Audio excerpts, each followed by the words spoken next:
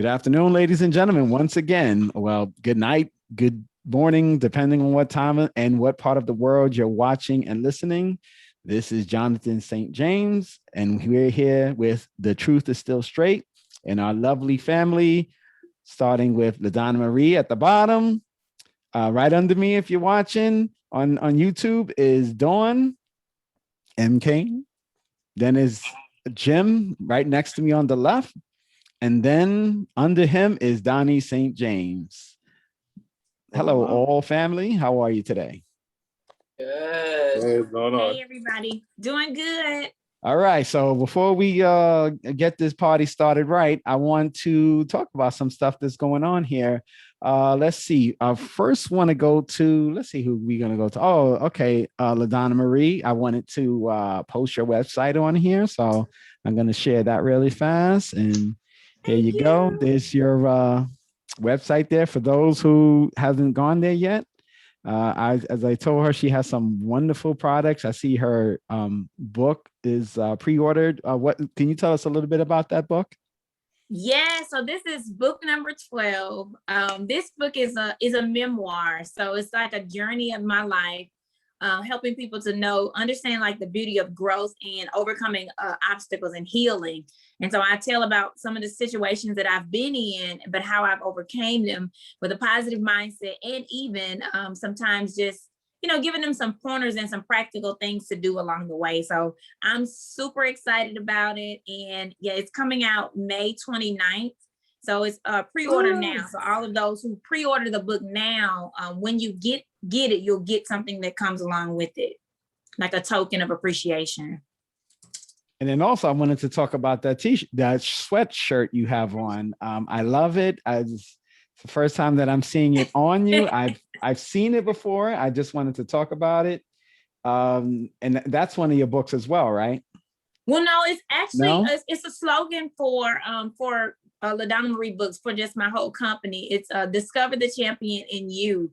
And so God gave me this probably like in 2015. I actually was doing a conference for Planting Positive Seeds, but the whole mission for my business and all that I do, he wants me to help others to discover who he's created them to be. And so many times in life, we are attaching ourselves to what other people put on us, and we really, don't know who we are inside. And so Discover the Champion You, helping people each and every day to discover the beautiful, handsome, whoever God created them to be with their gift, talents, and abilities. And so I've been doing that through my books, through my nonprofit, and just helping others through personal growth and spiritual growth. And that's the LaDonnaMarie.org. Thank you so much. And that's the sweatshirt, that sweater that she has on. Are you calling that a long sleeve tee? Is that she's calling it? Oh, so it's even better. I definitely might have to get that. Yeah, it's a tee.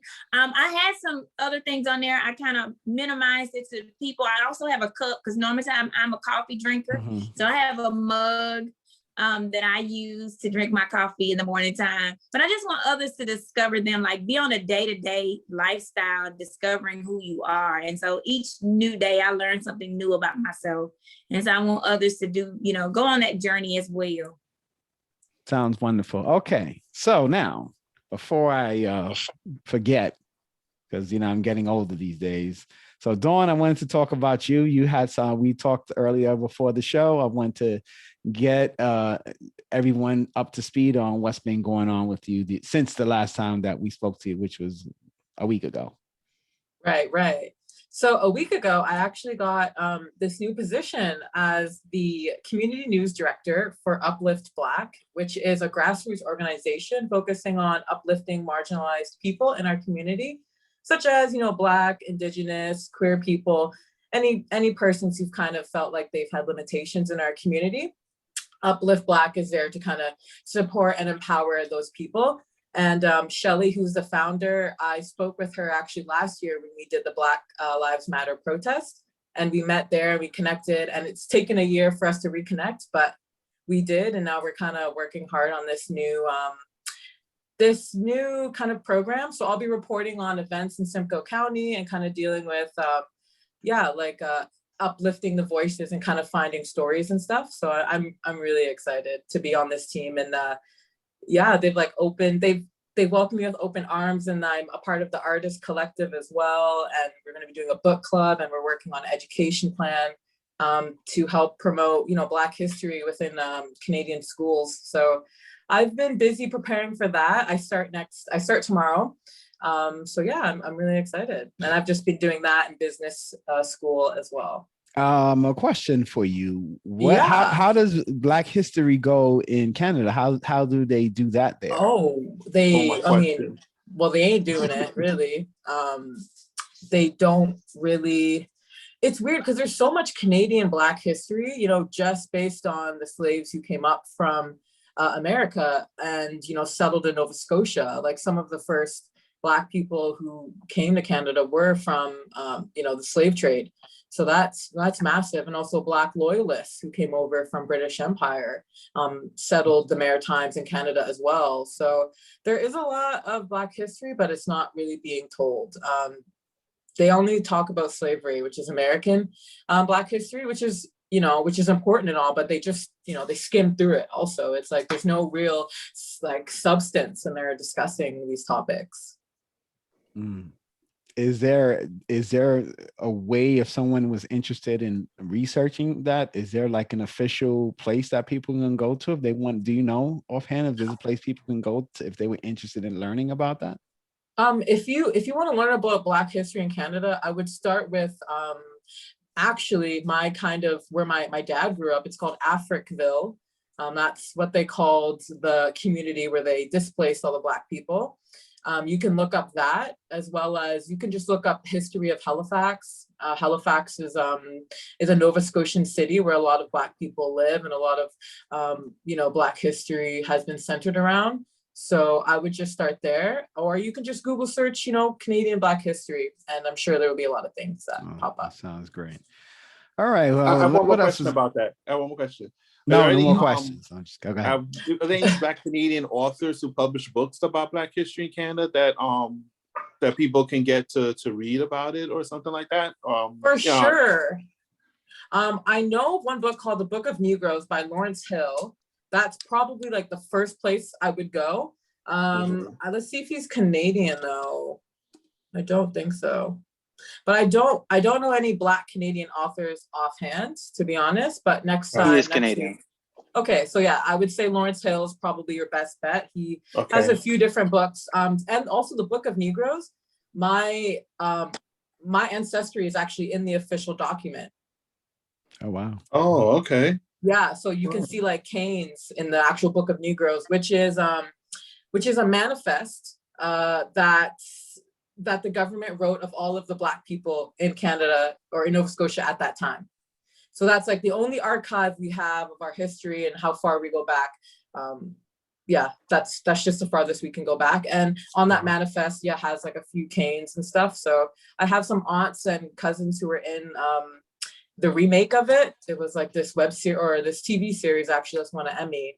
So pretty close to my heart. So now I have a question. So where did your the Black side, because I know you did say you had Indigenous in your family. So where did the Black heritage come from? Did they come from United States, or did they come from or were they loyalists? Where did they come from? Right. Literally all above. Both of my parents are Black, white, Native. And on my dad's side, I have the African, or not the African, but I guess the American side. And there was a Cane who was a loyalist who came over in 1718. So that it could be from there too. And also I have family in the Caribbean. There's some Black from there, but there's really a lot of different playing parts when it comes to the Black side. I wish I knew, one specific area, but that's what I'm trying to find right now for myself, finding my identity through my Black history. So. That's interesting, because I think so we're, I think the world society is so America driven, United States of America driven, not like North America driven, that most of the things we learn is basically the 50 states and, whatever's associated there, but it's seldom that anyone really talks about Canada, which all, we know it has a big part in American history, especially with the Underground Railroad and things like that. And I think that's important that hopefully the people who listen to this will get interested and kind of learn about that, because I think the Underground Railroad is, important too. People don't, it's funny. I always think about, and this is off topic, but it just makes me think about when people talk about Christianity and they're like, oh, it's so, white man's religion or whatever, and they used it to oppress the Black people. And I always say, that's true that they did do that here, but the Black people also used it to get to freedom, because with Christianity, that's how they used it to create the Underground Railroad with Negro spirituals and stuff like that, because they were the ones, they were learning Christianity and they used Christianity to help themselves get to freedom, because the Negro spirit, without the Negro spirituals, I don't know how they would have really found a way to navigate. 100%, yeah. So, it's funny that people talk about that, but in reality, Christianity, we're talking about, people tend to conflate Christianity with churches. Like they're not the same. They're not the same. There's a religion of Christianity and there's Christianity itself, which is basically you're a follower of the teachings of Christ and following God, which doesn't have anything to do with white or Black, because we all know that Jesus wasn't white. I mean, if you read the Bible, it straight up tells you that Jesus was not a white person. And if you follow the lineage of Jesus and you talk about the Jews, they came out of Africa. So, I mean, anyone who knows that these things happen. So, people will want to believe what they want to believe, and you can't stop people from, because popularity in Christianity did come from white people. But I would say for the most part, Black people have reclaimed their history, right? They reclaimed their right as being a part of the lineage of Jesus Christ and the Jews and stuff like that, because that gets whitewashed all the time. Even the settlements in Israel that have Black people there, I was just about to say, they Black sort of Israelites get shunned, like they're not there. And, I believe when Whitney Houston went to Israel, she actually met the Black Jews in Israel. And I believe Amari Stoudemire went there as well. And I believe he converted to Judaism, but it may have been the European version. I'm not so sure about him, but I know plenty of people have made that pilgrimage and met the black Israelites there. And I don't mean Israelites like the ones here that, basically yell and scream at people all day long. But I'm just talking about the Jews there that are most likely the descendants of the original Jews. So, it's interesting, how dynamics work. And, I don't want to get too far into that because I did want to do my complaint of the day. Every week I want to complain about something.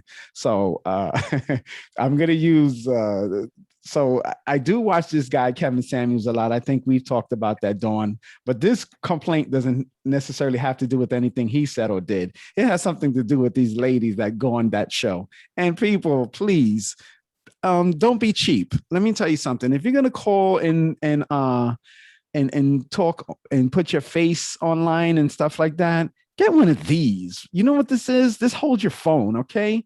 Instead of having that phone in. So a lot of these women, they go on there and they're like, the phone is going back and forth. It's just the worst experience ever. Listen, this was like $10 right here. Look, and there's a little space on the bottom. If your phone is dying, you can put the charger. I'll show you right now. Look, people. And I'm not, they look, see, look, now you can charge your phone at the same time. Look. So please, people, I'm asking and begging, and I'm asking very nicely, please get a holder for your phone. We're in technology 2.0 now. Most of us are doing Zoom meetings and stuff like that. Nobody wants to see you adjusting your phone every freaking second. It just kills me. And $10. Look, if you want, just email me. I'll do a GoFundMe and raise some money to send you one. Maybe we can get LaDonna Marie to come out with a line of phone holders. Discover the champion in you. We could put like a logo on there. You can buy it from her. But please, folks, it drives me crazy seeing these people just. I'm getting dizzy just watching these phones shaking all the time. And some of my friends are guilty too. I won't shout you out, but I've been on the Zoom with you guys and you're shaking your phone and you don't know how to adjust it, and it's driving me crazy. All right, folks, enough of that. We're going to get into the juicy part of the conversation here, and that is our relationship topic for today. And the of course, I always like to give a little silly header. And that header for the show is called Toxic Avenger, which was a movie many years ago. And the point of that is, Jim, do you remember what that point was? Because I don't remember. Forgot. Let me go get it right now. Okay, so we're talking about toxic lifestyles. And the reason why I wanted to get into that is because this is actually something that I spoke with Dawn about last week, I think it was, or no, it had to have been the week before, because last week you left a little early. So the week before last, we talked about this. This was going to be a topic for discussion, and then we never got a chance to discuss it. And that's talking about toxic people in our lives and stuff like that. But I really wanted, before we even get to the toxic people in our lives, I wanted to get to us. Not specifically you and me, but just the person that's looking at those who are toxic, but not looking at the toxicity in ourselves. And I think it's very important that when we talk about toxic lifestyles, that we be able to identify if we have that trait in us. And I think that, of course, these are revolving discussions that always point, and I always say, it seems like every episode always points back to the first episode of knowing your dysfunction. And I think part of knowing your dysfunction is knowing if you're toxic or not. So I think that I would like to start off with identifying toxic behavior just in general and talk about identifying if we have those things. So I would like to, LaDonna Marie, are you ready for us? Can we start off with you and have that discussion? Yeah, I'm totally ready. This is an amazing topic, and identifying our toxic, you said identifying toxic behaviors. Oh, let me just take a deep breath, because that's the one thing that I do believe that everyone needs to do when we talk about self-discovery. Because like you said, in the first beginning, when we started this, we were talking about identifying who we are and things that were going on with us. And that's a day-to-day lifestyle. So as you identify your own things that are going on in your life, that means you have to look in the mirror. I'm always a mirror person. You have to really look in the mirror, and not just looking in the mirror at how you look, but you're looking actually internally to who you are. You're looking at your values. You're looking at what you do, what you don't do. You're looking at things that have made you who you are. So prime example, I'm an example giver. In relationships, if I was in a relationship or before I got into a relationship, I always would make sure that the same thing that I was looking for in a person, that I identified that it was within me. In the early, now this is like maybe as I grew up, in the early ages, I probably knew I needed to be healed. That's one of the things that I talk about in my new book, The Journey, the Path. Dropping that one more time. I needed to be healed. And so there were some things then that I probably put up with, or some things that I probably said or probably did. I was emotional. And those were things for me that really needed to be like handled and identified. And, I had to take some time for myself. But I didn't see them at first because I was just going through. I was just in the moment. But when I decided to take a look at my life, and I did this probably like in 2012, and I was identifying, I said to myself, I want to come off the wheel of constant ups and downs. So that really meant that I had to take a hard look in the mirror. I had to look at the fact of what areas of my life I needed to be healed. I had to look at my triggers, like what made me upset, what made me angry, what did I like, what did I didn't like. But I had to start with them myself, because how can I tell another person, okay, well, you need to do this, you need to do that. But then at the same time, there are some things within me that I need to identify. So identifying within yourself means that you really have to look in the mirror, and you can't sugarcoat. Like, you cannot sugarcoat the things that that need to go on with you first, because they also tell you, and then I'm gonna pass the mic because I'm a talker. They also say the things that you attract are naturally the things that are within you. So if I was need, and I know this to be true, because some of those relationships, I needed to be healed. I had some things going on, and the person that I attached to, they needed to be healed too. And I think we talked about this in a previous episode. We were trauma bonded. We were connecting with our traumas. We were connecting at the point of where we both needed to be healed, and we couldn't do anything for each other because we both needed to be healed. It wasn't that we were bad people. We just needed to, regroup ourselves, make sure we take care of self first, heal, and then put yourself in a situation. And so I pause to the next person. Yeah, that was a great opening. Definitely, I think people need to understand that, because a lot of times I of late have been watching a lot of similar programs where they talk about relationships and stuff like that. And the one thing that people tend to do more than not is always look at the faults in other people. And I think before you go there is try to figure out, how did you get in that situation to even be involved with someone like that? How do you get there? Because we talk about a lot of times, oh, this guy, this man, this person, this woman, this guy, this girl, whatever. And then there's never like what you are doing. So Dawn, what are some of the traits that people should think about when we talk about toxicity? It's always hard for me to say that, toxic lifestyle in their own personal life, and not necessarily worrying about what are toxic behaviors and characteristics in other people, but to start off examining ourselves and what are some of the things that we have inside of us that are toxic, and we bring them to relationships. Amazing. I want to just start off by saying this is like a really good topic, because this is something I deal with a lot. I think our first conversation, we talked about how I do a lot of reflecting, and I'm constantly, being self-critical of myself. And I think with that, since being on that same hamster wheel as LaDonna was talking about, you see these glimpses of, positivity and, the best of yourself, and you want to continue to be that way, but you're stuck in this trap. So I think for me, when you're in that trap and you're reflecting and you're looking inward and you're not blaming other people for actions or things that are happening to you, I think that's the first great step to not being a toxic person. And I think toxicity kind of just is like contagious. Once you kind of have one person that's toxic, it's hard for you to not, act that way or think alike. So you have to also, after you reflect on the inside, you do have to reflect on the outside and see, what are your triggers? Like, why are you continuously going back into these habits? And for me, this is like a pretty, touchy topic this week, because I've just been dealing with these ideas that maybe I am a little bit more toxic than I expect to be, just because I am finding myself in the same position with relationships. And it's kind of getting frustrating because I'm constantly looking inwards. I'm constantly looking at myself saying, okay, what's wrong with me? And I don't know if that's toxic itself, where I'm not healing properly, where I'm just kind of, looking and searching for love, or assuming that this relationship is the one for me because I haven't fully healed myself.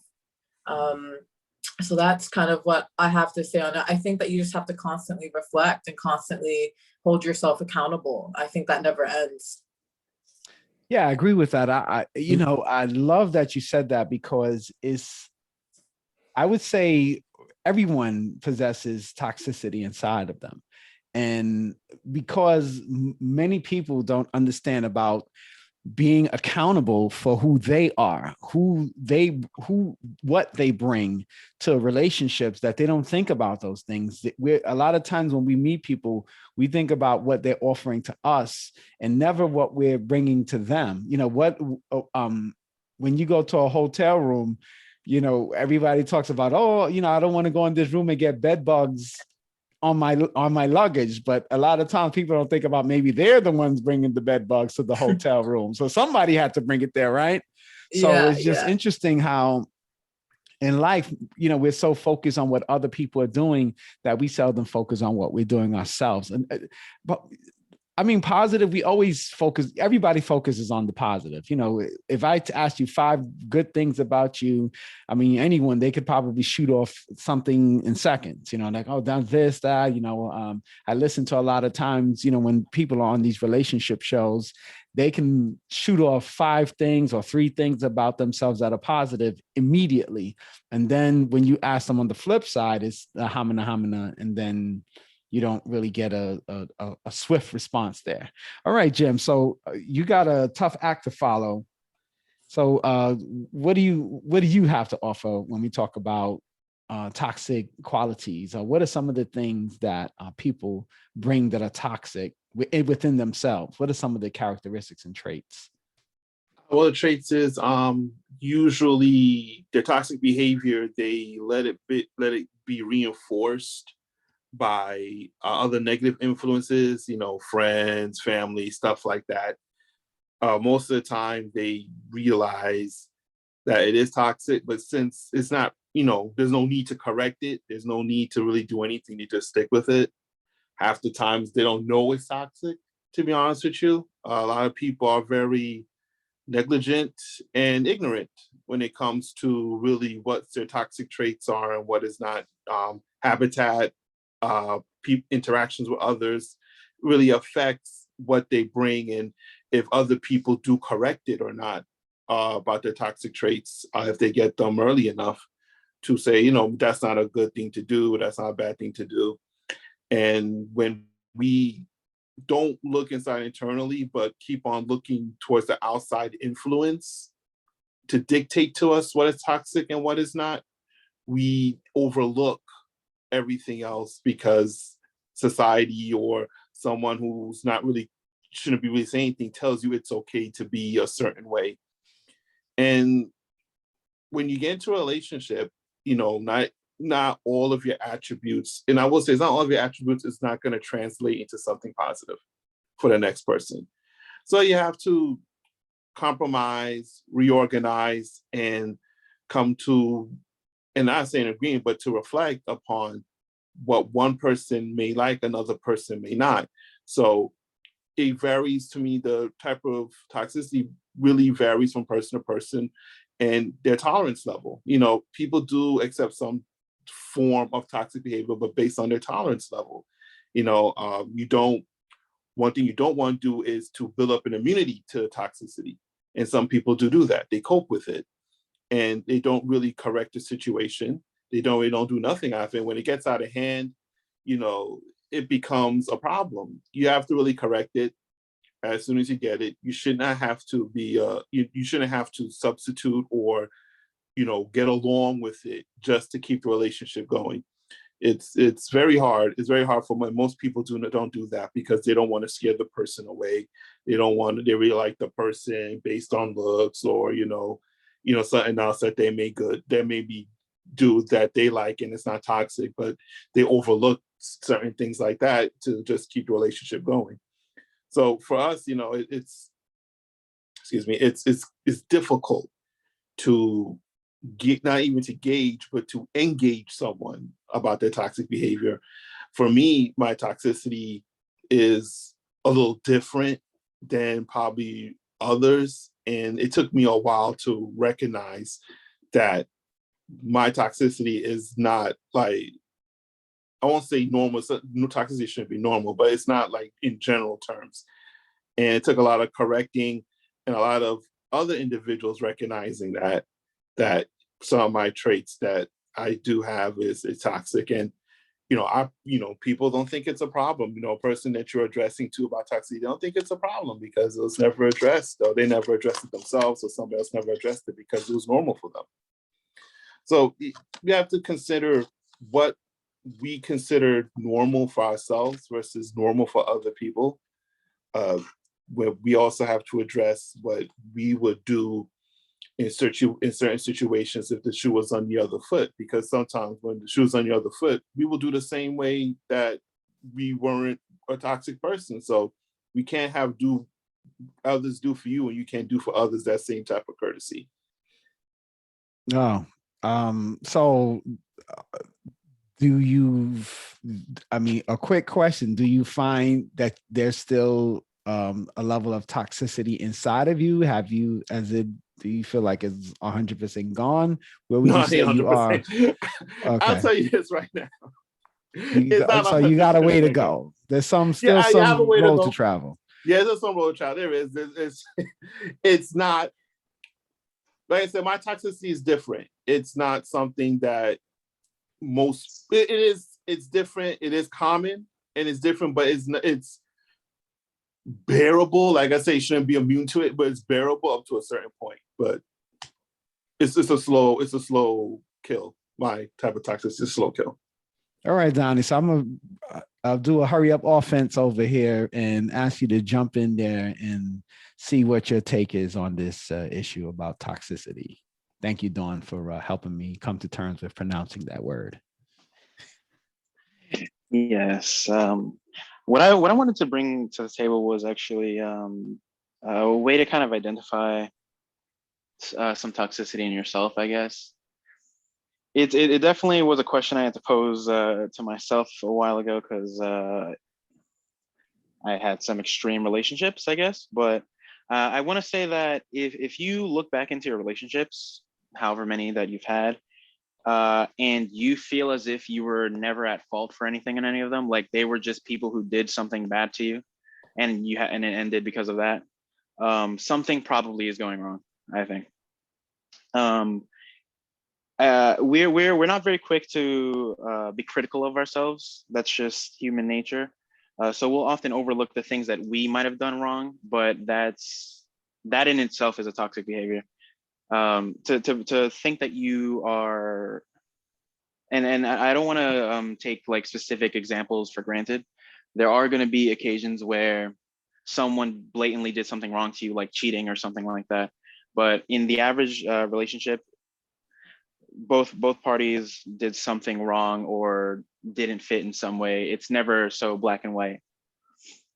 So yeah, just make sure when you get out of a relationship, you make sure that you look into what you did wrong that you could have done better, because otherwise you're just going to have a repeat of the same relationship a bunch of times over and over again. I definitely personally dealt with that a couple of years ago. Yeah, they definitely say that if you don't learn from your mistakes, history is destined to repeat itself. And that is so true. And that's why a lot of times when you hear about people talking about these bad relationships that they're in, it's the same common denominator. But when you're in the end, it's really you, because you're attracting these people. And just like you're attracting them, you're attracted to them. So if you are constantly attracting and ending up in relationships with toxic people, that's because you're drawn to it. And that's what my next topic that I wanted to talk about, because it's something that Jim said earlier, and he said accepting the toxic behavior. And a lot of people do that because in the beginning, it feels like fun. So for example, LL Cool J had a song called "Round the Way Girl," talking about standing at the bus stop, sucking on a lollipop. And, she had a Fendi bag and a bad attitude. And it always feels cute in the beginning.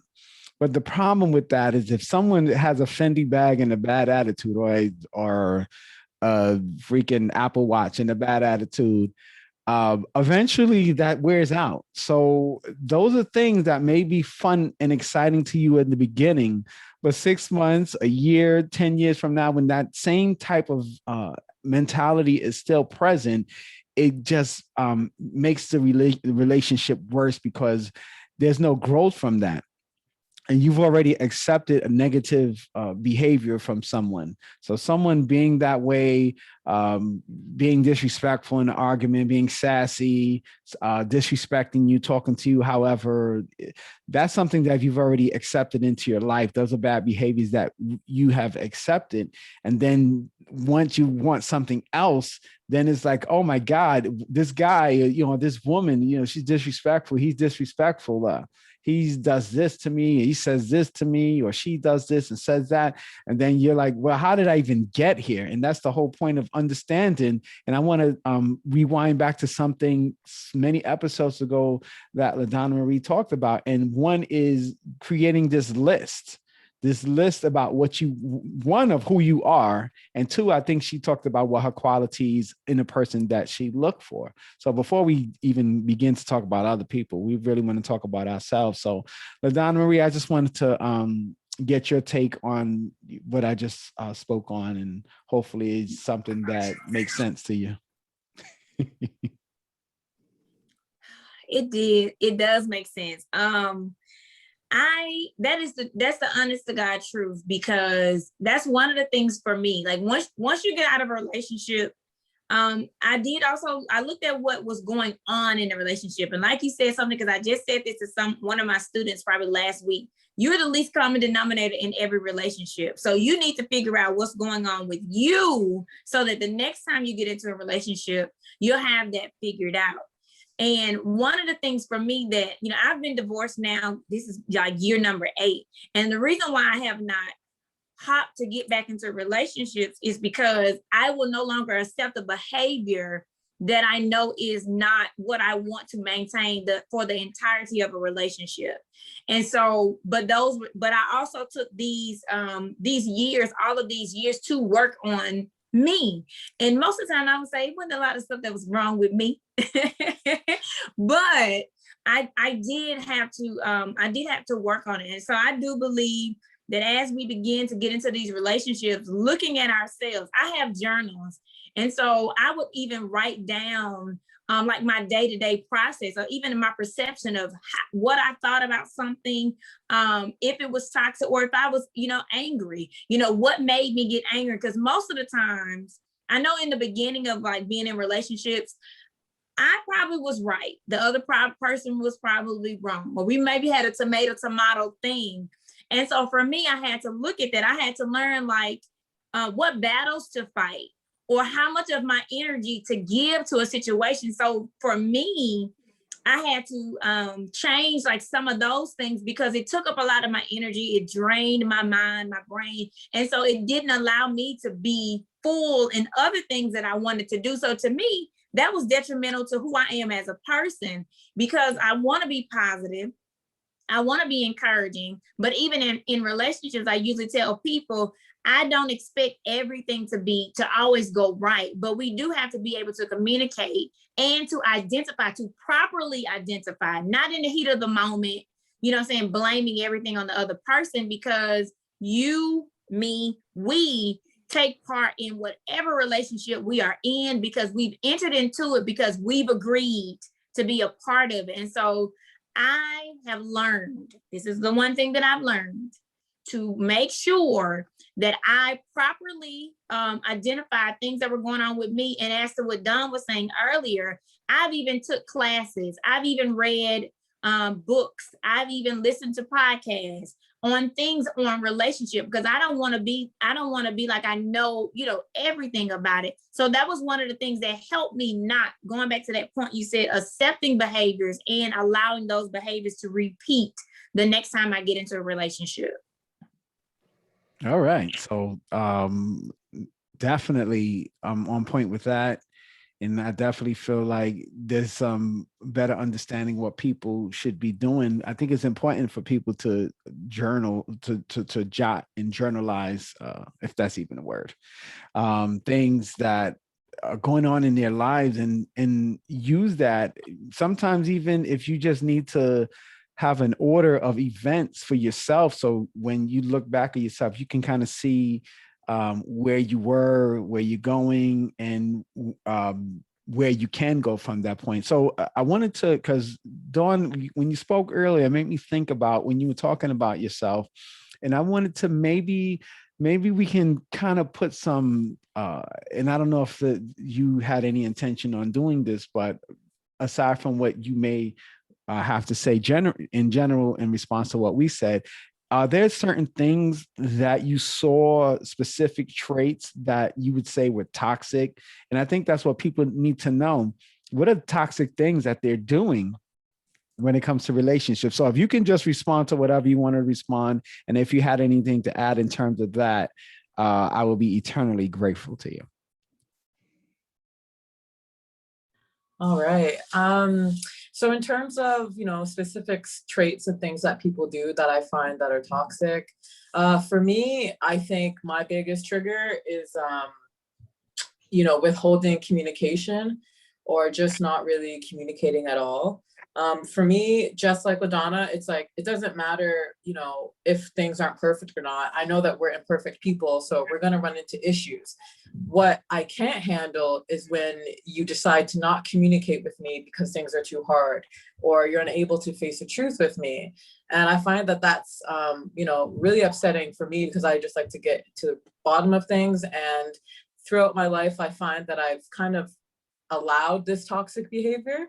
I've allowed this tolerance of just, dealing with people who are narcissistic or, extremely rude when, communicating, or I have even, blown up in the heat of the moment because I wasn't able to communicate properly at that time, or maybe days before. But I find that, extremely toxic, as well as, being really controlling, kind of telling me what I should be doing, how I should be feeling, making me feel as if my, my thoughts and my values are not valued. I find that you really want to be around people who value you, who respect you, and that's friendships, that's coworkers, that's relationships, especially relationships. Yeah, and I find that I've allowed this, this energy and this toxicity around me by, not learning healthy habits when I was younger, not learning how to see the red flags and to not accept it. Like I just would accept things because I'm so used to pleasing other people. And it's funny how you guys talk about how, most people are not critical of themselves. I am the 1000% opposite. I am constantly thinking, what am I doing to get this reaction out of you, or what am I doing to add or to take away from this relationship? Or, I'm always critical of my actions and my words and everything. And I'm not perfect either. I mess up a lot, but I tend to, always look around. And maybe that's my toxic trait. Maybe I don't hold other people accountable in relationships who should be. Maybe I just take the fall and my kind heart continuously breaks. But yeah, I guess, that's really all I have to say. It's kind of interesting watching and hearing you guys, because like I said, it's kind of close to my heart. Today, like I've really been dealing with this, relationship issue for a while. So I'm happy listening to all your guys' advice and stuff. So a question that I have is listening to that, are there other traits that you may have had that you've been working on, or maybe you've healed from, or grown from? Are there some things that maybe you've experienced in yourself, like, wow, that's not positive and that's not healthy for me, healthy for relationships? Are there any of those things that maybe you could share with us? I would say maybe, my controllingness. I do tend to like situations to have a certain outcome. I tend to plan for that outcome too. And so I find that I have to let go of that. People are going to act and react the way that they want to, and I need to be more accepting and understanding of people's differences and ways. Other than that, I love too much. I'm really trying to think, like, I'm not the best at communicating. I tend to shut down too sometimes when things get bad. And that has to go with me not treating my mental health issues. Like, my 20s were a very rough time for me. I had no idea who I was. I really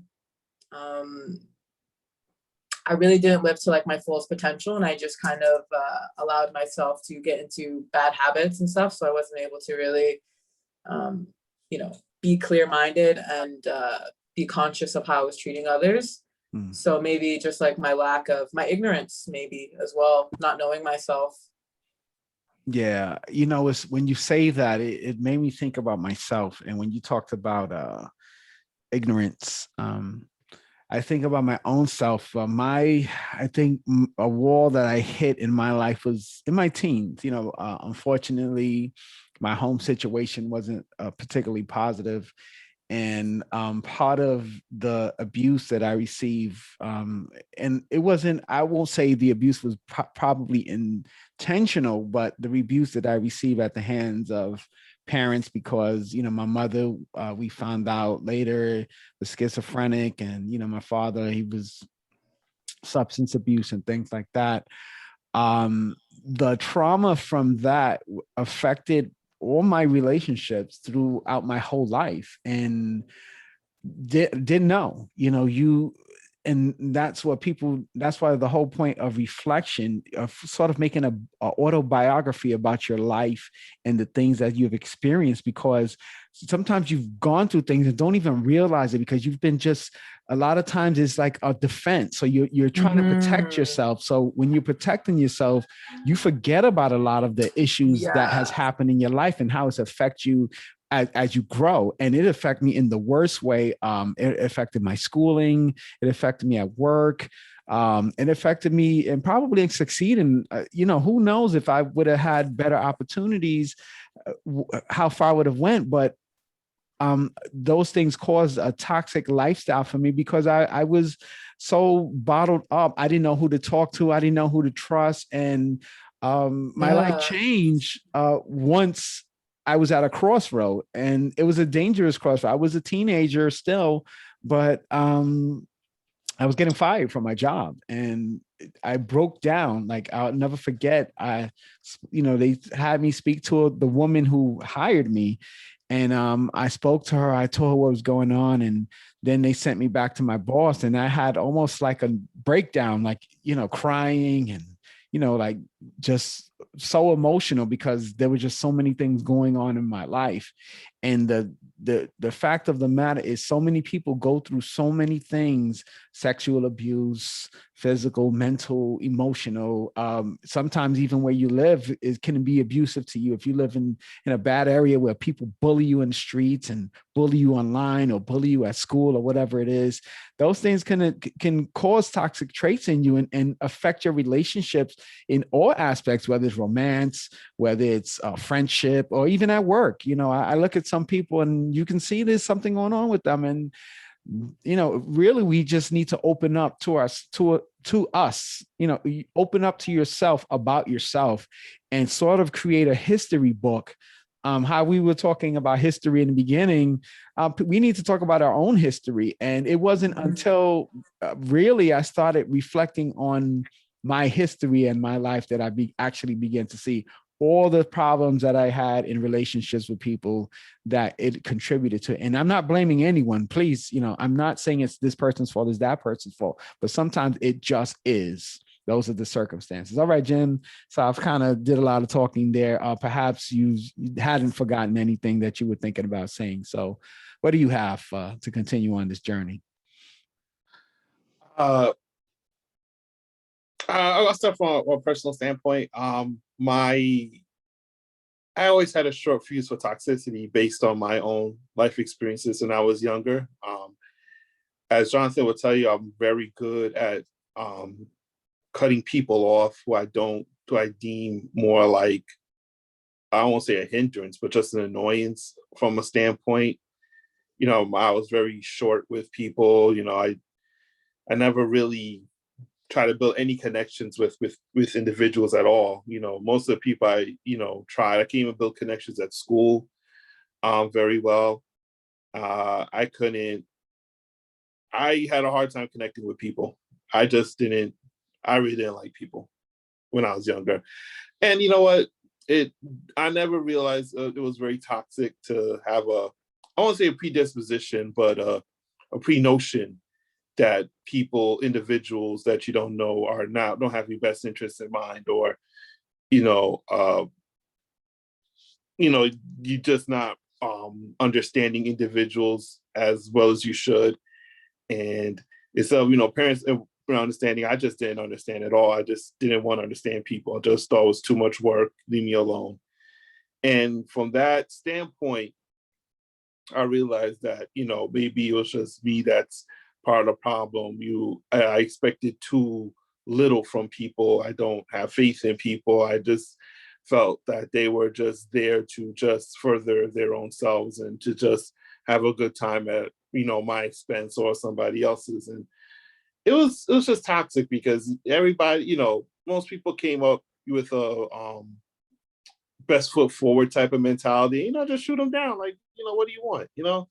And that was one of the most toxic things I had when I was younger. Was just I had a Lone Ranger mentality. I did practically almost a lot of things by myself, and I just felt, people were just hindrance. It'll just slow me down. You can't keep up, and that gave a arrogance. Even though I didn't mean to be, it just gave up a false arrogant attitude about myself, and I was like, oh Lord.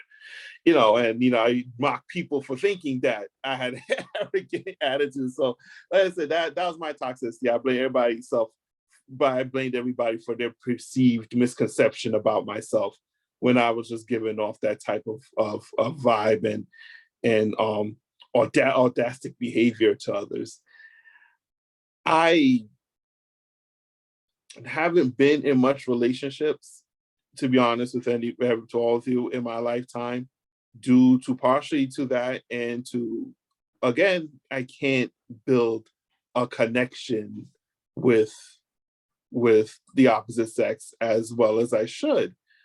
And that is something that I have been working on for a very, very, very long time. But as the way things are now from when I was a kid, the adjustment for me has been harder. I can't, for me to try to connect or try to, change my way for the opposite sex for women is not what it was when I was younger. There's a lot more effort to be put in.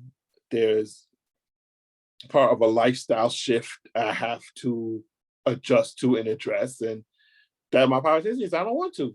Why should I? I feel like, why should I? You're just gonna perceived misconceptions is my top toxic trait. And that is something I have to work really, really hard at. And for all of you to express, part of, what you feel like is your own personal toxicity about yourself, and how, not even to address it, but at least you recognize it, is something for me I could comfortably say about myself on this podcast. I never really mentioned anything about why I don't have much relationships, but that's the really, really the main reason. And it is hard. That is something that I have to chip away with a chisel, because they say that vibranium is the hardest thing, or adamantium is. I think that misconception is probably the most hardest thing. It's harder than that, because it takes a while to chip off. And I applaud people who put up with it up to a certain point. I try to adjust myself when I see people putting up with it, because they're making a concerted effort. And that is where I have to accept that there is a concerted effort. I keep on thinking it has to be the way that I want it, but no, it's the way that other people can give it. And it's their conversion of their concerted effort. They're not used to me, and I have to realize, you're not used to me. You shouldn't have to adjust your concerted effort, because I feel it should be this high above everyone else. But that is where I have to make that connection when there's a concerted effort.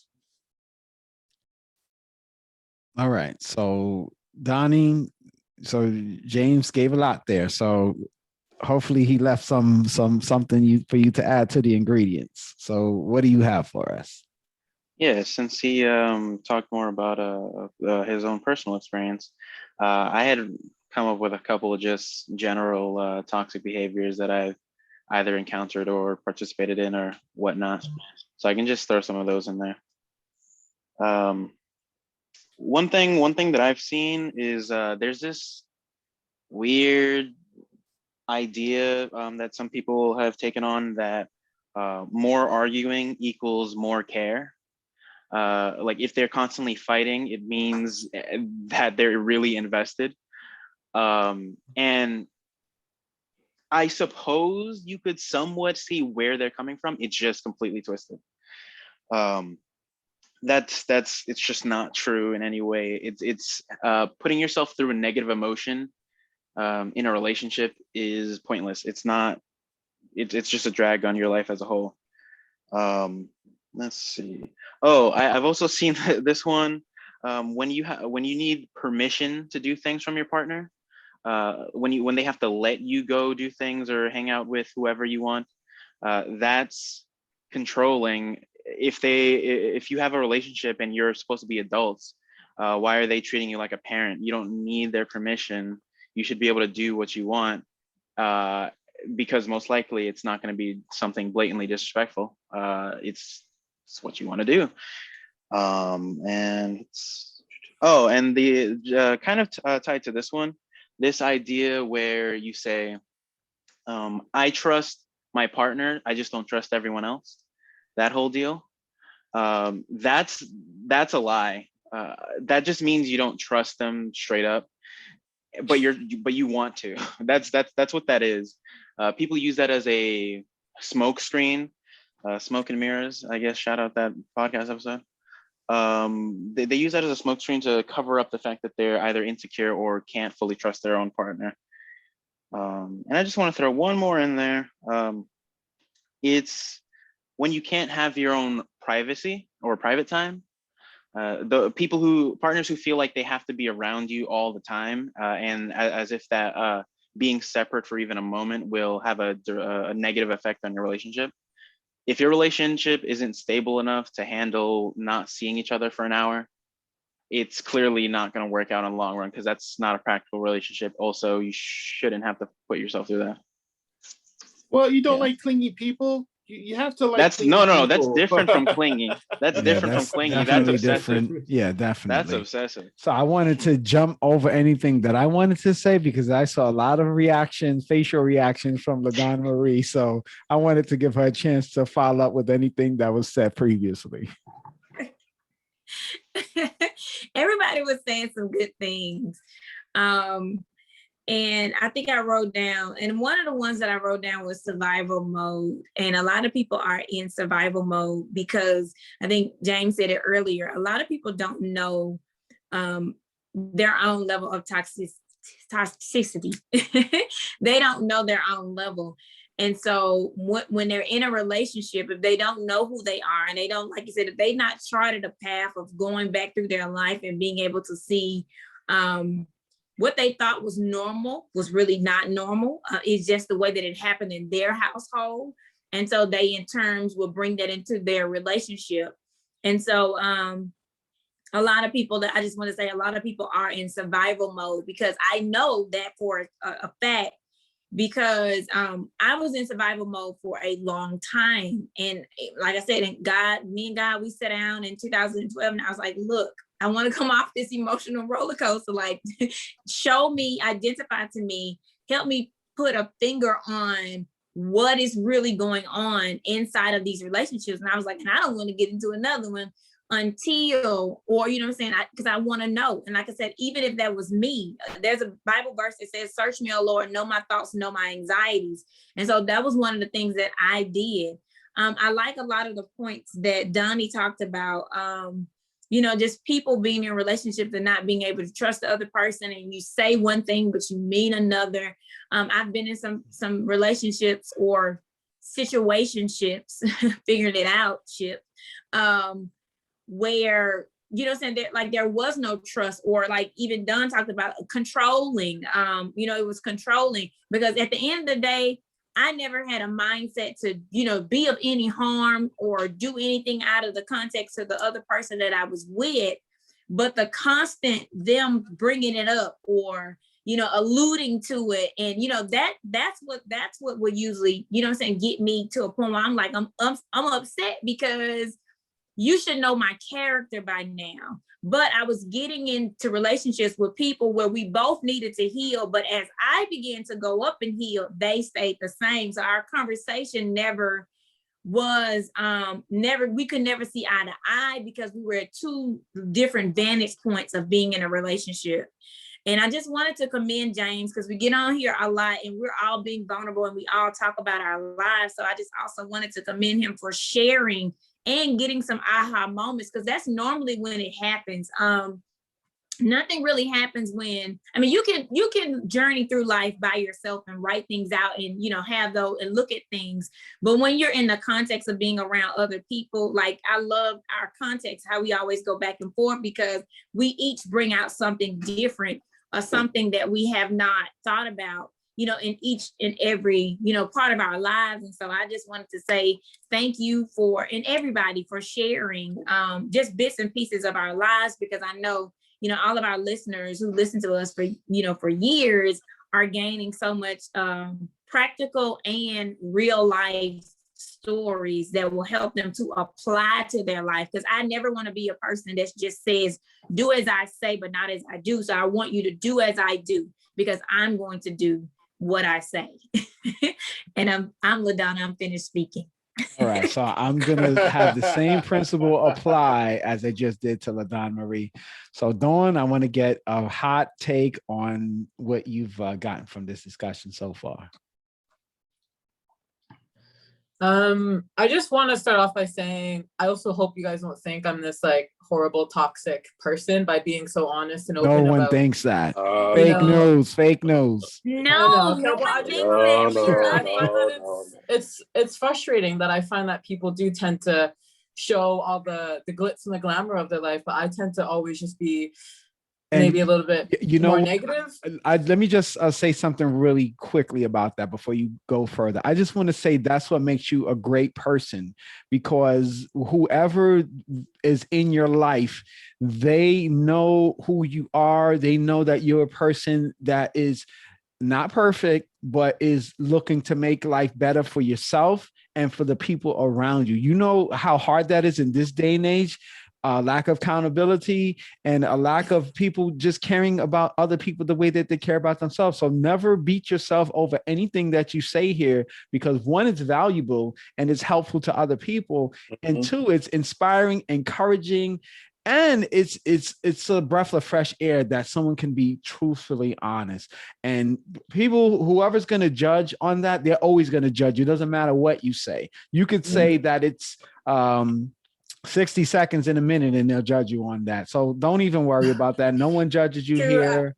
So, yeah, true. Thanks, guys. I just wanted to get that out there. I was like, I was just really going in on myself. But no, it's a good thing, because it brings value to people who are in need. And trust me, I get the feedback all the time, and people are very pleased with the fact that we're being honest about what we say. And like I said, every week I get feedback from whoever is in need to hear the messages that we're giving to them. There are some, and I do these podcasts specifically for people who are in need, who are often afraid to talk about themselves. But when they hear us talk about the issue, that helps them confront their issue. So believe it or not, your help, you specifically, as it's been brought to my attention that you specifically have been helping people in coping. So don't feel bad about that at all. Well, good. I just know that, we're all really good people here, and I just wanted to just not bring myself down. And I do not think that I am a very toxic person. I just I just feel like I did have those toxic traits when I was younger. And I think it's amazing what Donnie and LaDonna said about the control and the fighting bit. I never got why people wanted to fight in relationships. That's not my vibe. I think that's kind of where I start to run into problems, because, I start talking to somebody, whatever, or I'm dealing with my family, and then, they get to the fighting part and I just don't have it. Like I just don't. I'll turn away, I'll walk away. I'm not fighting. I'm not engaging in that negative conversation, because it's not helping anybody. So I totally agree with that. And I think, when people have that type of control to like tell people where to go or what to do, I always felt like that was like kind of a sign of abuse in a way. Because the only control I truly want is the control of you reciprocating the love or affection that I'm giving you. Like, I start to get mad if, you know, you're not giving me what I'm giving you. So then I start to try to, you know, to draw that out of somebody. But yeah, I'm just taking in this whole conversation. Like I said, I'm just trying to learn a lot about myself. And, you know, maybe I am repeating patterns a lot, or maybe we do just repeat patterns a lot and we just aren't able to see it because we're blinded by, you know, love, or we're blinded by a job or this or that. So I think it's so valuable, everything you guys are saying. I'm like writing all my notes over here. But at the end of the day, you just have to try to be better and try to have better people around you. Does that answer what you said? I forget. That does. That definitely answers. You know, there's no wrong answers in this. I mean, in terms of what you have to offer in perspective. True, but I just want to stay on track because yeah. It's on the line. Yeah, I'm sure if you watch this video back, you'll see that. We'll see. But thanks for the encouragement. You know, it's hard to be vulnerable and raw, man. It's totally. Listen, but you know what? And if someone, there's going to be people who's going to see lots of value in that, and I rather be around people that can be real about themselves. Like I you know, to think of people that you say, well, how's everything with you? And everything is fine. And no one is fine 100% of the time. And I don't want to, you know, and that's not fair to yourself. If there's something wrong, talk about it to someone, somewhere that is going to matter for you. And to me, that's what people need to do, because as we say, if you never point out to yourself what's wrong, you'll never get with what's right. Never. Because you can't sit up here and just go through every day in protection. You're protecting yourself. You're in a defensive mechanism because you don't want to be vulnerable, and then you keep on being toxic to other people. And that's what happens a lot of time. People are so busy protecting themselves. They don't want to be weak. They don't want to be vulnerable. So they continue on that line, and then they're treating other people unfairly. And that's what the problem really is they're mistreating people because they're vulnerable. They don't want people to see them. They don't want people to see them as weak. They don't want to see them as vulnerable. They don't want to see them as flawed. But the problem with that is the person that you don't want to see you as flawed is flawed themselves. No one is perfect. And if you meet the person that says they're perfect, I would say go the other way, because that person is full of doo-doo and is about to explode on you. LaDonna's agreeing like crazy. Yeah. All right. Where are we on the list? I think we're up to Jim. Okay, Jim. So you've heard me run my mouth about that. Don't forget you skipped yourself.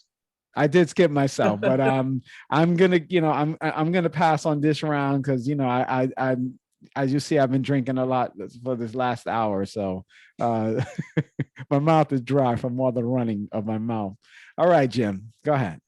I'm always reminded of a Lauryn Hill quote: "How you gonna win when you ain't right within?" And that's that's a good one. What song is that from? What song is that from? Watch Out, Miseducation on Lauryn Hill. Okay. That song. I always think of that nowadays, that verse, when I talk to people, or, when the society of giving cast of illusion, a false face is worth more than a realistic outlook. Most people wear a false identity that they don't show, and they don't show their real selves to anybody. It's kind of hard to differentiate when a person is real and when they're false. And it's hard to dig through their layers, through their makeup, because they're trying to, have you play Where's Waldo, and do you have to find where's their feelings, where's this, where's that.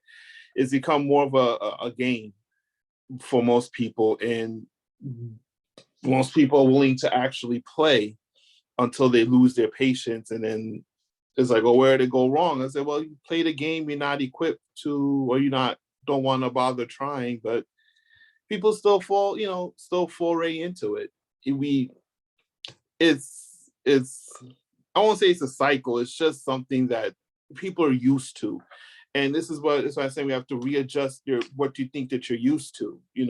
When you start out a certain way, there should be certain things that should allow you to say you can walk away from and still feel like you have kept a piece of yourself and your dignity and how you feel about certain things because you're honest with yourself and you're honest with yourself within. So I feel that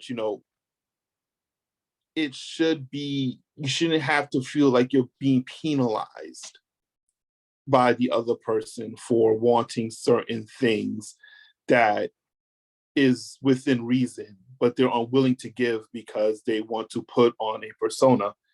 And and sometimes the persona is not really for you, it's for somebody else. It's for a certain group. It's for something that's minuscule or not even worth your time, your effort, your energy, or even not theirs, and they don't even know it.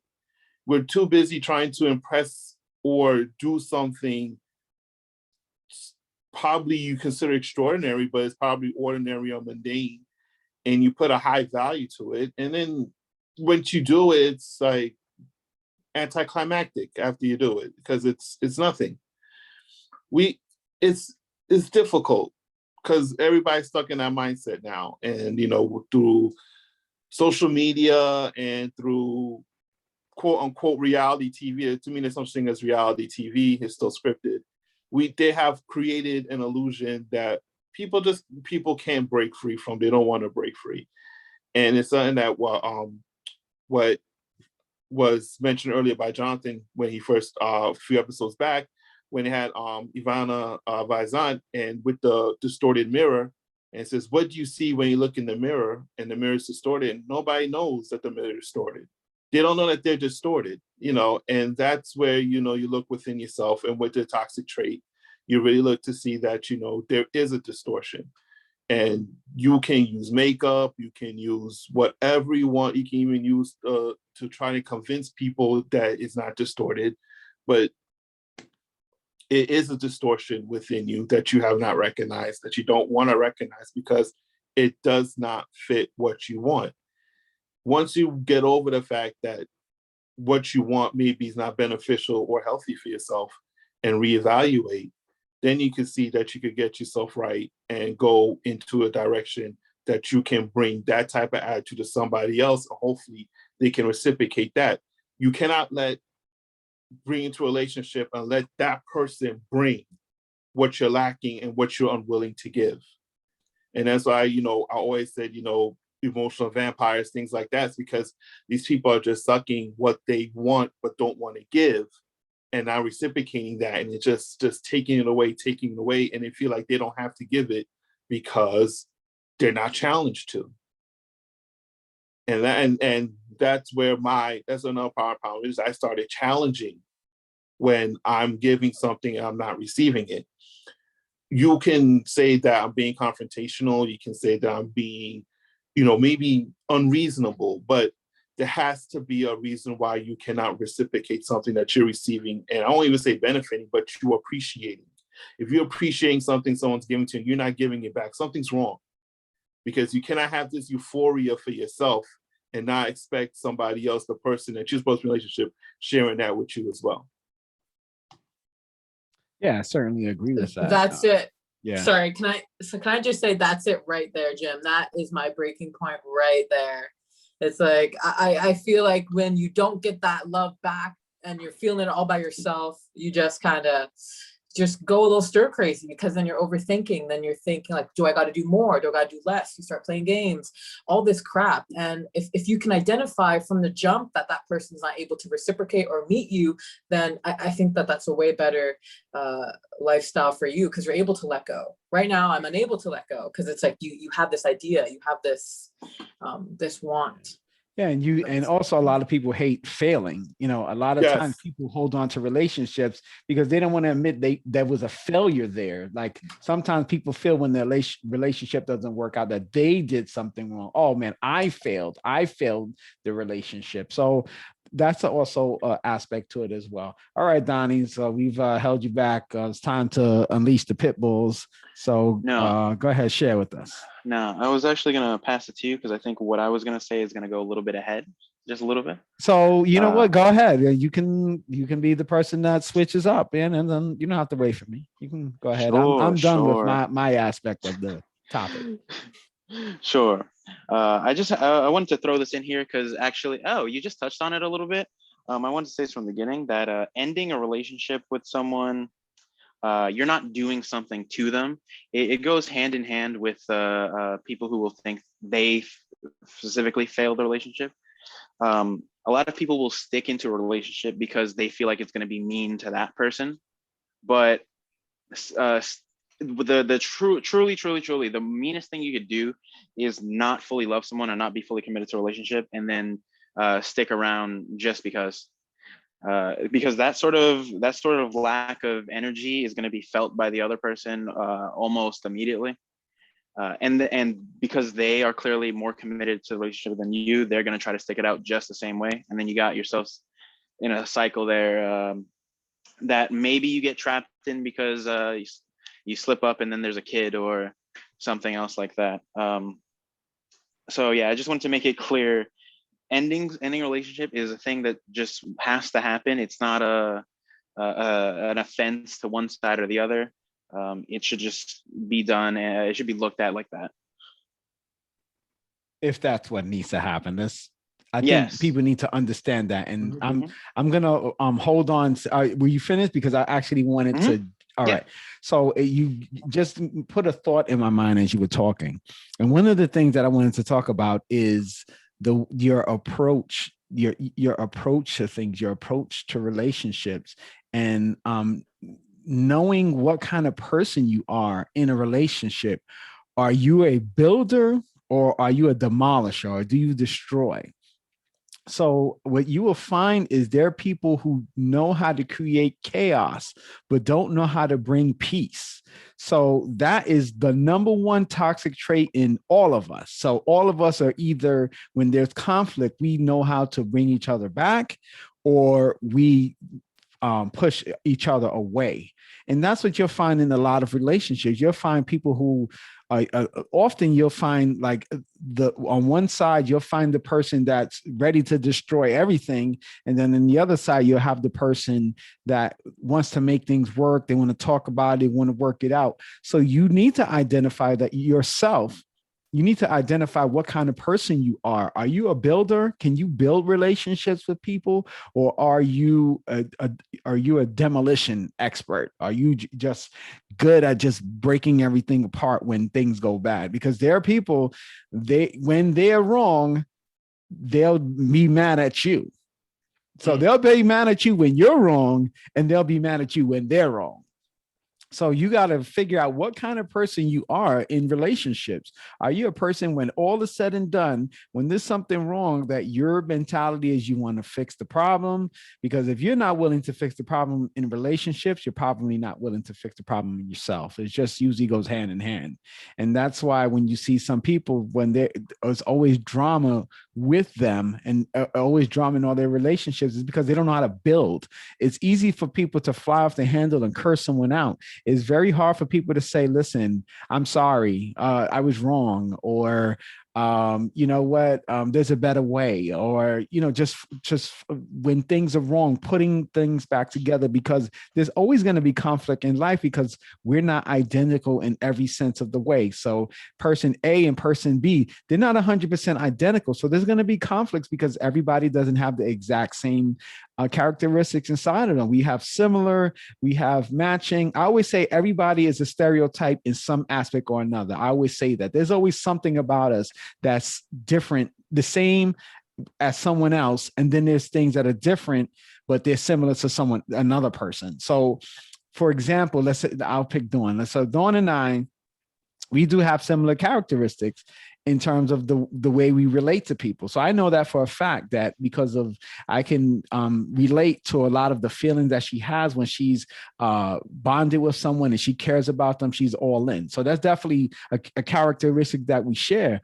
Let's say I might be sarcastic all the time. She may be serious. So when you have relationships like that, the essence of difference has to be working despite the differences, because some differences are not meant to change. So if she's a serious person, she doesn't have to be sarcastic because I'm sarcastic. And I don't have to be serious because she's serious. I have to learn to respect the boundaries of her seriousness, and she needs to understand my sarcastic behavior, because if it's not intentional to be hurtful to her, then she needs to understand that. Just like in all relationships, and those are the things that I'm learning, not to tell people this is how I am, because that's what people want to say. This is my personality. But you have to explain to people that whatever you're doing, it's not meant to harm you. And if the things that you're saying are hurtful, you can still be sarcastic, but make sure that your sarcasm isn't hurtful, because sometimes we're used to that. Sometimes we're used to no filter and you're hurting someone. But if that person matters to you, you have to be like, you know what? I didn't mean it in a hurtful manner, but I understand that you were hurt by what I said. And that's happened to me because, I'm Jim will tell you in a second. And Donnie, of course, being my son, he knows, people get their feelings hurt because, I'm sarcastic with it. Very like, but it's not to be hurtful. It's just, that's my character. Somebody could probably write a character about me in a sitcom, because I'm that kind of insane kind of person with the sarcasm and the slick comments, but it's not meant to be malicious. That's just my character. So I come across people who are a little bit more sensitive, or a lot more sensitive than I am, because, Jim gives it back to me all the time with the sarcasm and stuff like that. And so when I deal with people who are serious or not sarcastic like I am, I have to understand what their boundaries are, what makes them feel comfortable and uncomfortable when I speak to them. So that's the point of being a builder. You're building relationships because you're respecting someone's boundaries and their feelings. And I don't take it personally, even if the person is upset with what I said and can yell and curse at me, because the point of a discourse is understanding. So you can disagree and you can have discourse and a disagreement with somebody, but the end of that one of my greatest friends ever is Latoya. Her name is Latoya. And I remember we had a big falling out, and I was so upset with her. But behind all of that is she approached me, and she came on the humble, and I came on the humble, and we worked out our problems, and we have been amazing friends ever since. Like, she's probably one of the closest friends that I ever had, because when I talk to her, it's 100% real. I can say whatever I want to her. She can say whatever we see eye to eye on a lot of things, but we understand how to harmonize in our friendship. And I think we've been friends about 20 years at least. But that just goes to show you, when you have discourse, you build, you have to build if relationships matter to you. And a lot of people, they're more, it's easier in construction. It's easier to tear down a building than it is to build one up. It takes a lot more planning it takes planning to destroy, but a lot of times if you're just willing to bomb a building, you don't care how it comes down, right? When the army or the military drops a bomb somewhere, they don't care how it falls. They just care that it exploded. And that's really where I want to continue from there. So hopefully I didn't lose you, LaDonna Marie, because I kind of felt like I should call the ushers and get some offering taken right now, because I feel like I went to church there. But if you can follow me, please do. So I love what everyone was saying, and I went away because I wanted to come back because I wanted to share a poem. And I just wanted to say to Don, continue to share your truth.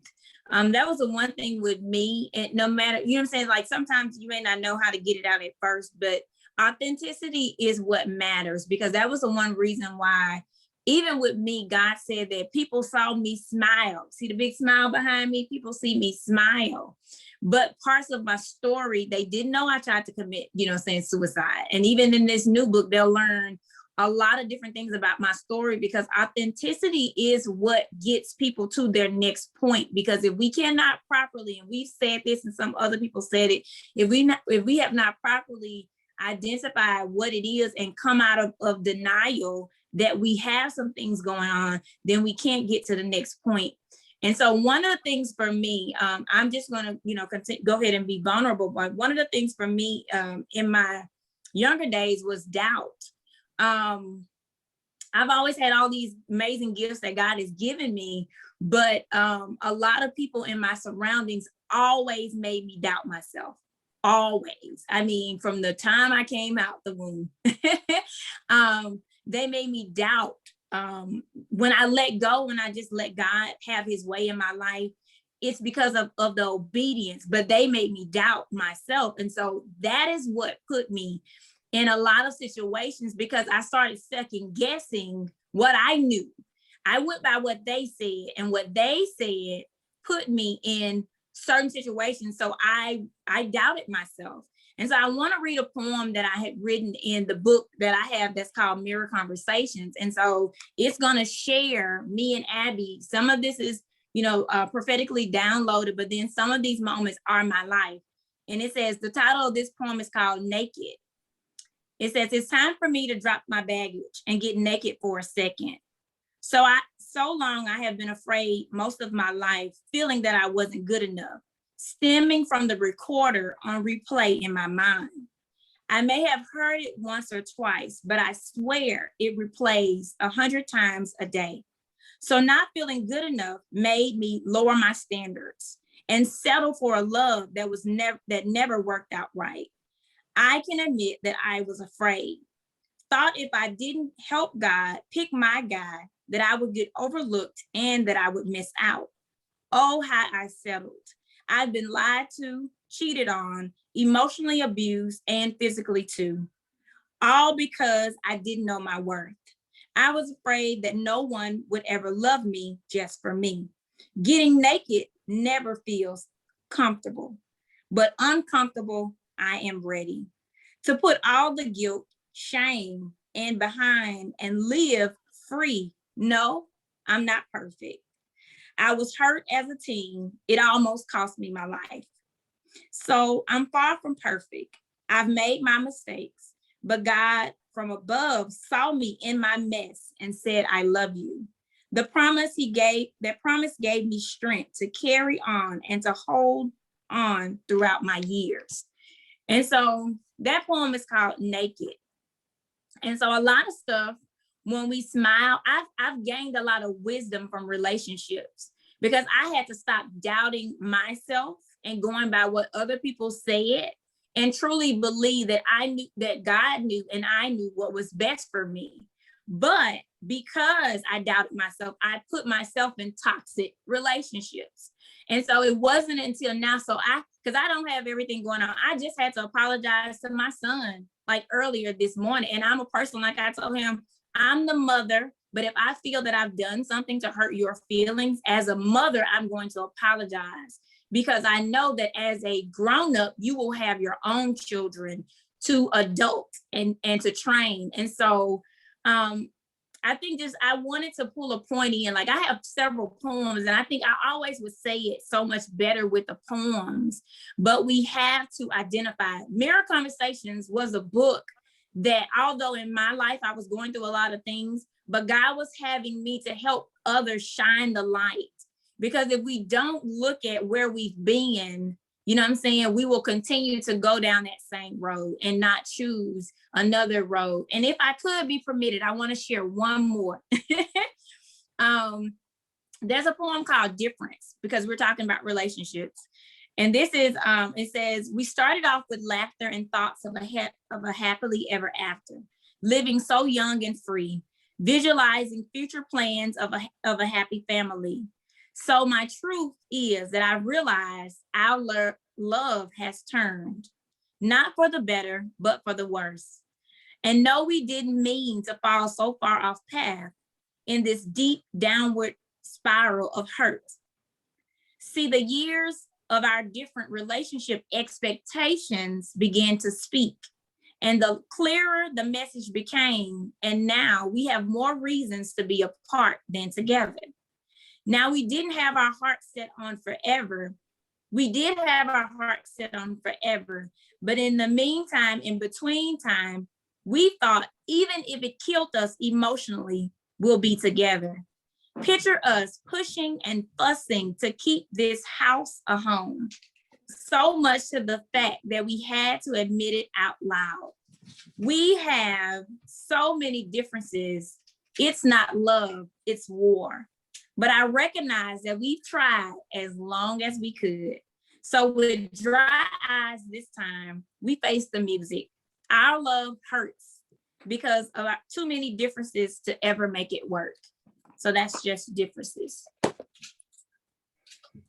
That's pretty awesome there. I love that. What's the name of that second one? Differences. Differences. And the first one was Naked, right? Let's call it Naked. Mm-hmm. All right, Dawn. So since we kind of reference to you, we're gonna just hand this over and kind of wind it down. I feel like this is a pretty intense discussion, and I don't want to dilute it any further by talking about anything else, because I think the poems set the tone for us closing out this episode. Yes, that was a wonderful way to close out, Donna. That definitely resonated with me, both of them. I think that self-doubt really stops a lot of people from pursuing things that are good for them and pursuing things that are wrong for them. And I really appreciate you, giving the wisdom and the guidance to, other people about what you've been through and how to get through it. Because the toughest part right now is getting through the toxicity and, being, I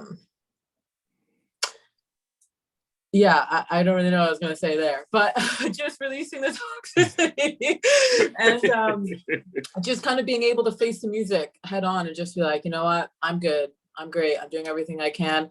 This isn't for me, no matter, how attached, no matter if I'm married or this or that. You just always have to be true to yourself. And that was really lovely. I hope that you can email me those poems, because I'd like to frame them. Very nice. It's in the book. It's in the book. Okay, well, I guess I got to get the book. Yeah, gotta get the book to her. Yeah, as for this topic, I think it's great we're talking about it, and just continuously learning myself. So thank you guys for the space and letting me be me, and thank you guys for being you. Yeah, I appreciate it. Oh, the Donna Marie, is that on the is that digital as well? Because I know you do have books that are digital. Is that on digital, or is that only strictly? Yes, it is. It's on digital. So okay. you can get that one on digital. Yeah, because I know I did get some stuff digitally. So all right, Jim. Go ahead. So you got to follow behind those poems there. So you got a poem as yourself.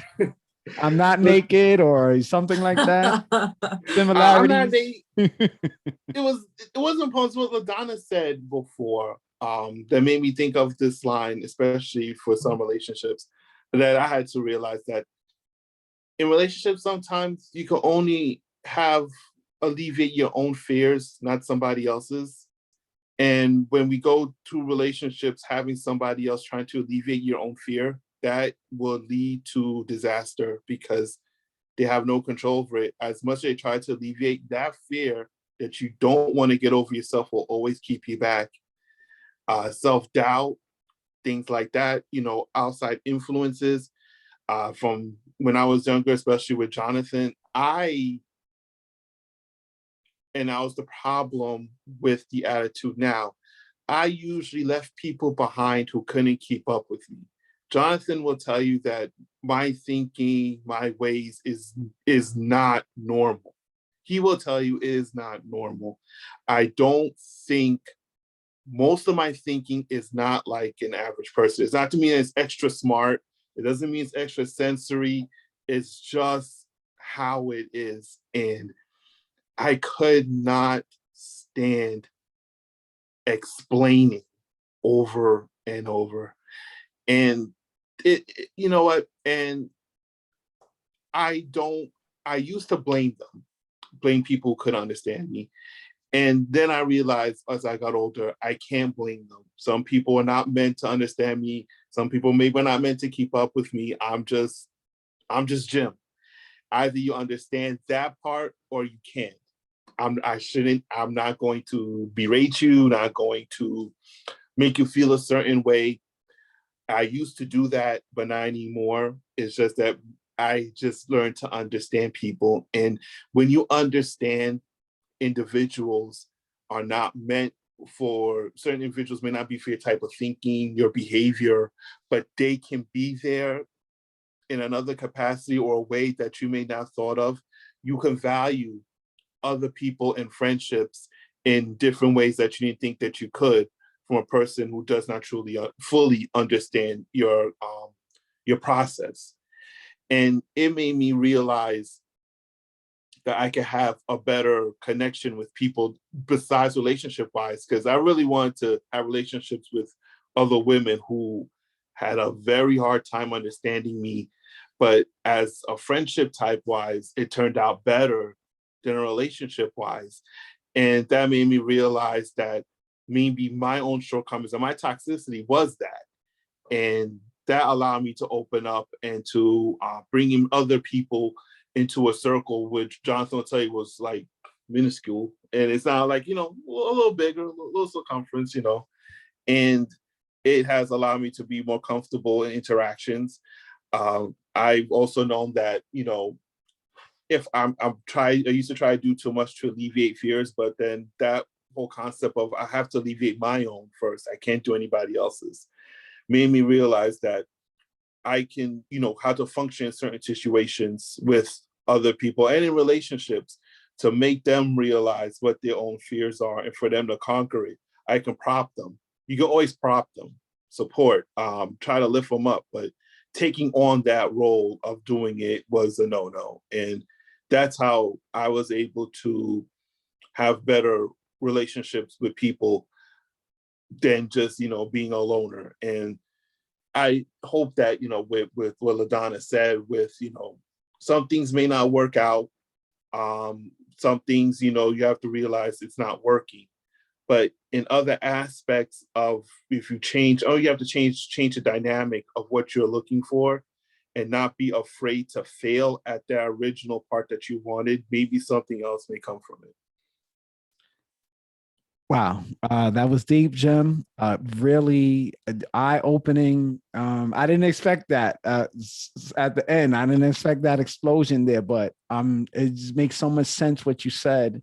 And as you say it, it makes me think about my own self. And before I turn it over to Donnie and we close out, I just want to say the best communication you can have with the person is with yourself.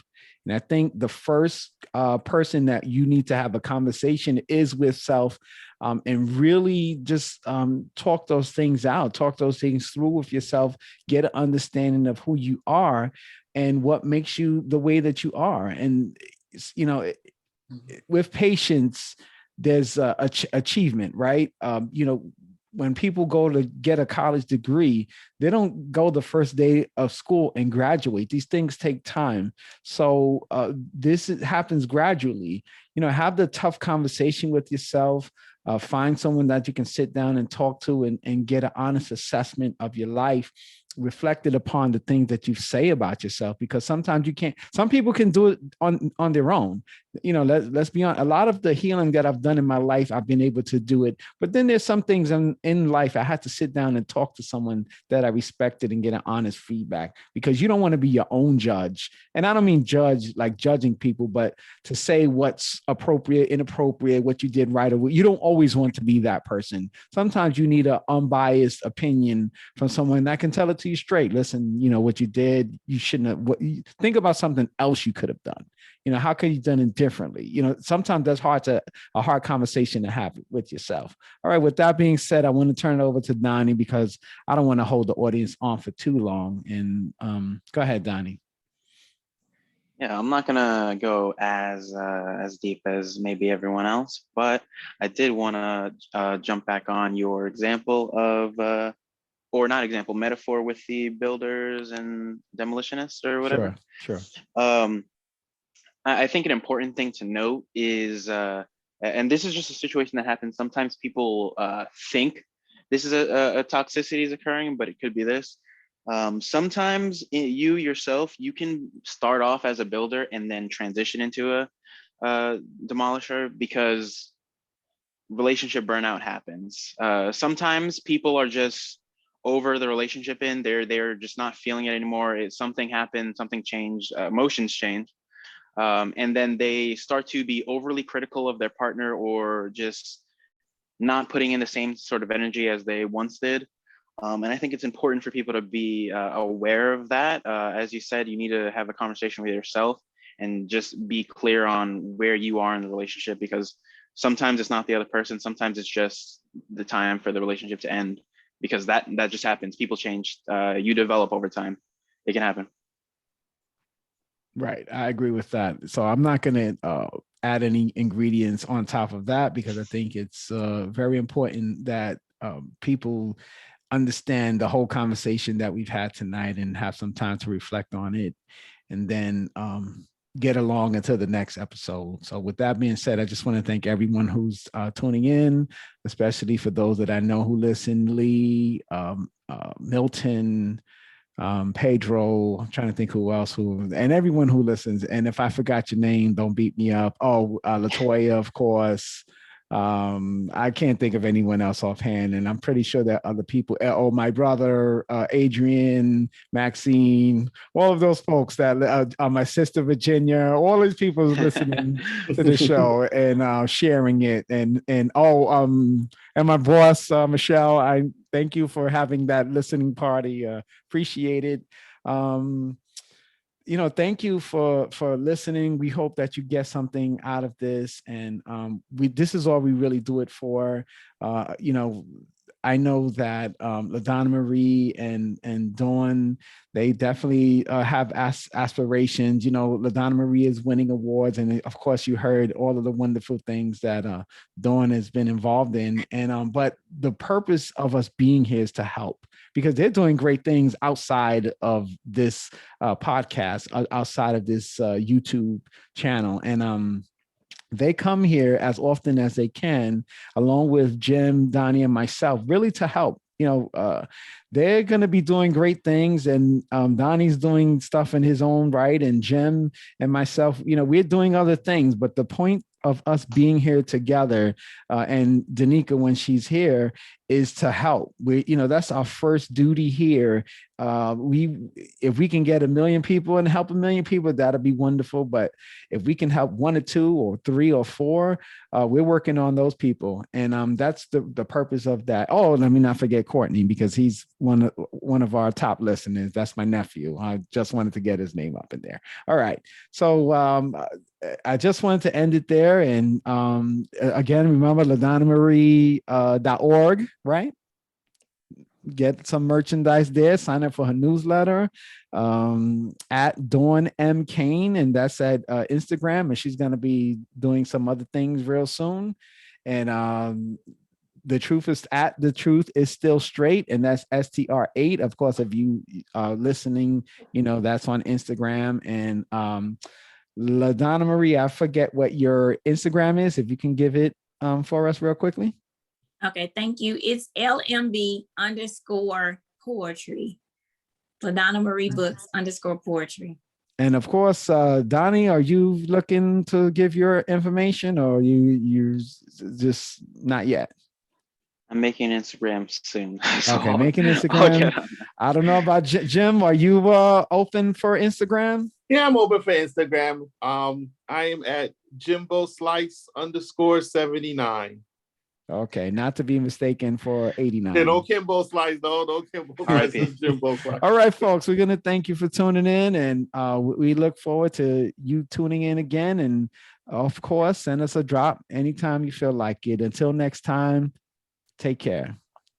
Take care, everybody. Yeah, take care.